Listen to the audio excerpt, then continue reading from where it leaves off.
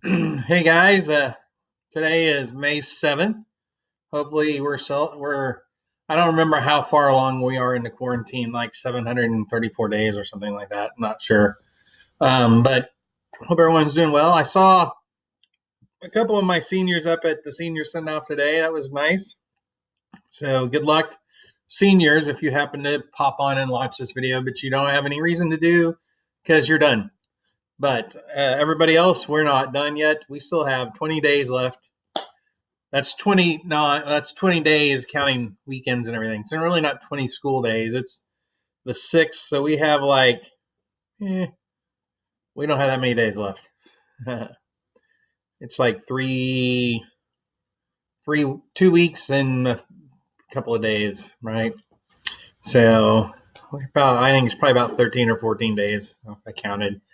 But I'm going to go over the Ford Carter quiz, which was your attendance check. And then for tomorrow, I do want you to do one more thing with Reagan Revolution, because he was president during the 1980s. But it's the video you watch that the assignments due tomorrow is just like his background and stuff. This is actually what's going on in the rest of the world, and then the 80s web quest. Um, the 80s web quest is going to be your attendance check for tomorrow. So that needs to be done. I think I have it due by 3 o'clock tomorrow. That's your attendance check. Um, so, but let's look at the Ford and Carter quiz here, and then talk about what you're going to do for Thursday. All right. So, what controversial action by Gerald Ford damaged any goodwill towards him after Nixon's resignation? Um, when he was appointed, he had a chance to do maybe get the public back, maybe stand a chance, but no, he pardoned Nixon and lost any goodwill that he may have had. So that was that on that. Pardoning Nixon was the biggest mistake that Gerald Ford could have made as president.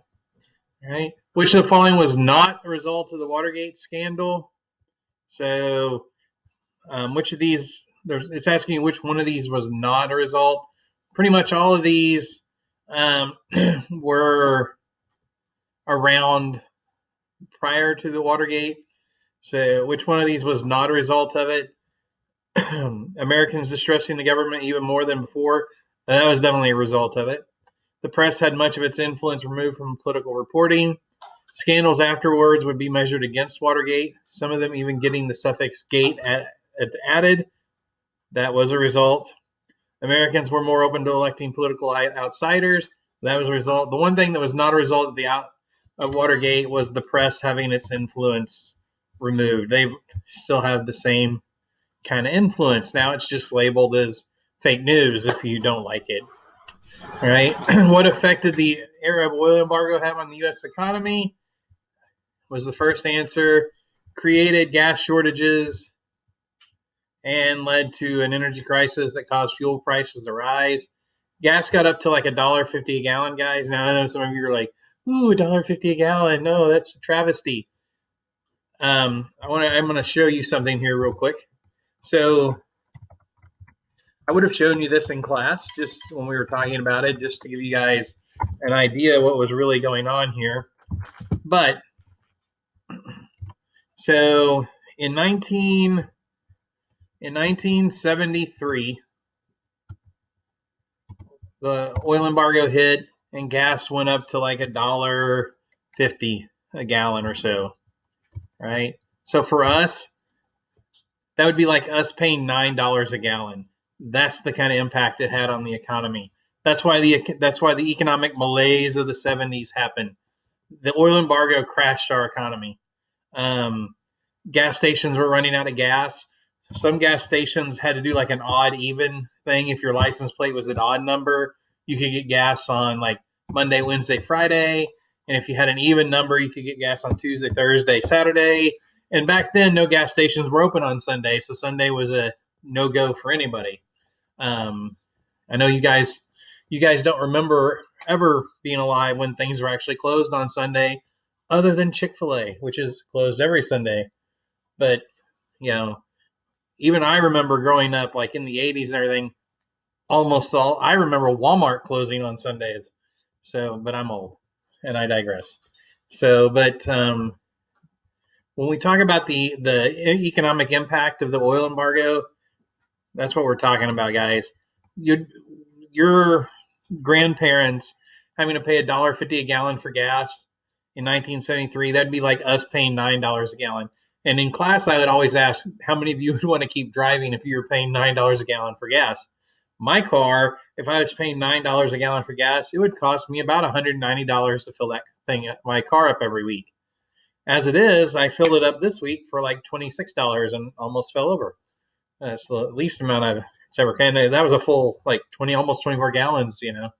So I bet gas did go back up today. I saw it was back up to $1.29. So go out and get your gas. And just to give you a frame of reference, um,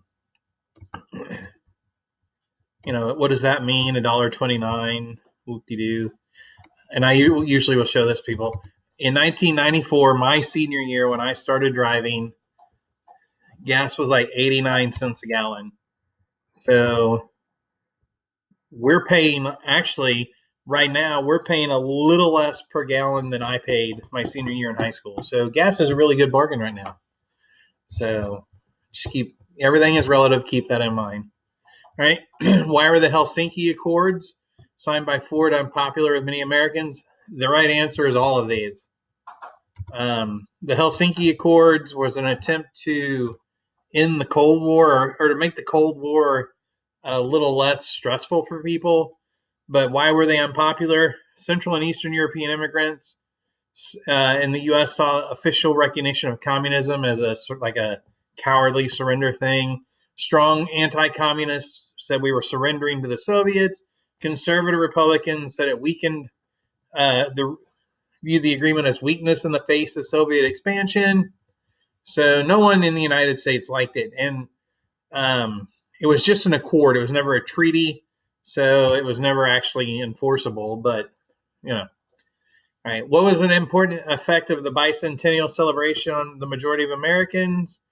It lifted the spirit of most Americans due to a revival of patriotism and pride. So, 1976 was the 200th anniversary of signing the Declaration of Independence. Right? Which of the following was not a campaign issue in 1976? Winning the Vietnam War. It was already over. We lost. The U.S. got out in 1973. South Vietnam fell in 1975. So that was not a campaign issue of 1976. All right. Which of all the following are ways Carter tried to deal with the energy crisis except which one of these did he not do? He never tried to ration gasoline. Rationing gasoline. The government never officially rationed gasoline. We also never ordered military protection of gas stations to prevent riots. State and local government rationed gasoline, but not necessarily Carter. So if you picked A or C, you'll get credit for that one because the U.S. government never officially rationed gasoline. The last time the U.S. rationed gasoline was World War II. What was the crisis of confidence that Carter spoke of in his Malaise speech? That was his. It was a good speech, but sent the wrong message, and probably one of the reasons he got defeated in the 1980 election. And what it was he said we've lost our spirit, we've gone into a depression, and Americans didn't like him saying that Americans had lost their spirit and their willingness to fight and everything else, and that helped get him not reelected in 1980. All right, which of the following was seen as Carter's greatest success? He did not end stagflation. That started under Ford. It was still there. He did not bring troops home from Vietnam. Nixon did that. Bringing home the American hostages that were held by Iran. He actually negotiated all that, but the Iranian government did not want Carter to get any credit for that. So they actually did not release the hostages until Ronald Reagan's inauguration So Reagan kind of took credit for it, even though he didn't do it. So the most successful thing that Carter did was negotiating the end of the war between Egypt and Israel, the Camp David Accords. Okay, so that was the Ford Carter quiz, and that was the last thing seniors had to do. Everyone else that should have been done, you guys, that will be in as an unassisted grade. Also, I started grading your projects. It'll take a while to get those done, but I will get your projects in.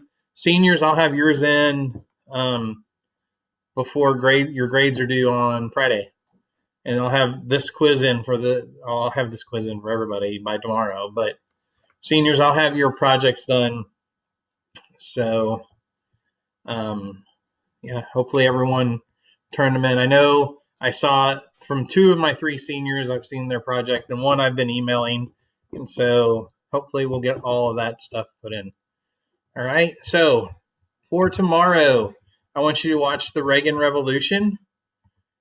And this is another little ed puzzle. So there's 13 questions that go along with that. That will be entered as a grade.